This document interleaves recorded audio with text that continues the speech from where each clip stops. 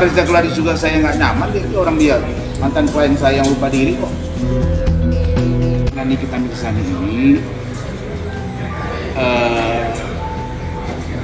kasusnya memang pertama kasus dia dulu ke saya ya, laporan dia ke saya. Pertama kasus Nikita ke saya di Polda Metro Jaya terkait dengan dugaan membuka data pribadi. Alhamdulillah sudah ditentukan SP3 oleh Polda Metro Jaya. Itu sejak 1 bulan. Jadi itu clear. Pertanyaannya, karena saya dilaporkan, terus SP3 boleh nggak saya lapor balik? Sangat boleh. Dan itu pasti jalan tol. Jalan tol disilakan itu langsung. Nah, isi tersangka karena tidak terbukti kan yang dituduhkan ke saya. Itu resiko orang yang melapor. Tapi saya pertimbangkan dengan istri, nggak usah dilaporin ada anak-anak. Dia juga udah menjalani berat di dalam penjara saat ini. Nah, tapi jangan lupa kalau you masih keras-kerasin ke saya, ya saya lapor lagi. Kemudian tentang kasus dia yang di Polda ditahan. Banyak yang bertanya, Bang gimana tuh Bang pendapat Abang? Bolak-balik di 19. Sering terjadi ke 19 sering terjadi. Bolak-balik. Tapi penyidik punya kewenangan 120 hari. Itu aja saja ditangkap, ditahan 120 hari ke depan sampai 4 bulan. Nah hitungan saya itu masih ada 1,5 bulan. Masih ada waktu untuk penyidik 1,5 bulan lagi.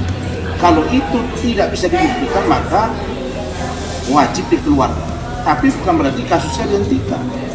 Beda case itu dengan yang di Serang. Serang itu ketika disidangkan korbannya tidak hadir di persidangan, dia gugur.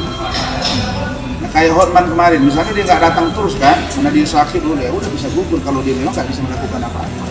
Tapi kalau ini enggak, bukti tidak, belum bisa dipenuhi oleh penyidik atas petunjuk jaksa, karena akan persidangkan adalah jaksa.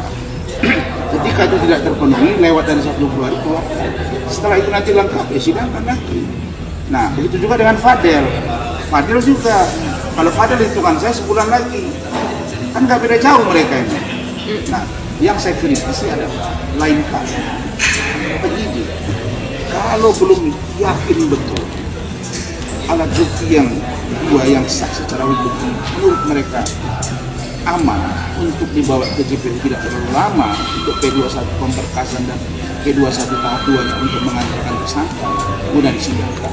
Jangan buru-buru ditahan. Itu menurut saya, sehingga orang yang menjadi tersangka ini kasihan. Fadel misalnya, kalau dia nggak ditahan kemarin, dia masih bisa dance. Itu juga dengan Nikita misalnya, dia masih bisa beraktivitas mengurusi anak-anaknya. Nah ini buru-buru ditahan.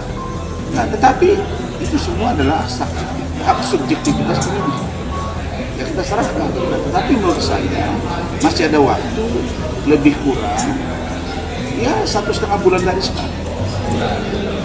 Mudah-mudahan penyidik bisa memenuhi petunjuk-petunjuk dari jaksa pemeriksa untuk seterusnya disidang. Begitu juga dengan Fadil. Mudah-mudahan bisa segera dipenuhi untuk juga segera disidangkan. Kira-kira begitu. Laporan saya terhadap Nikita dengan laporan Nikita terhadap kami sama-sama naik sidik. Nah itu lagi dikomunikasikan. Kalau naik sidik bagaimana? Ya kami melihat bahwa kasus ini pertama kalau saya jahat ya laporan yang di SP3 tadi kan saya bisa laporin dia nambah lagi. Begitu juga dengan pencemaran nama baik yang dia lakukan, dia jeruk lemon yang ngomong-ngomong itu. Tapi kami dan keluarga sudahlah biar berproses saja dengan baik, tidak usah kita dorong-dorong. Kita sudah fokus dengan urusan kita, mudah-mudahan hari ini Nikita Mirzani berubah dan dengan ancaman dia yang sekarang berat sekali itu ya saya kira dengan itu nanti saya yakin Nikita Mirzani akan gitu. Saya orangnya tidak pendendam, tapi saya waspada. Saya bisa maafkan tapi saya tidak lupakan.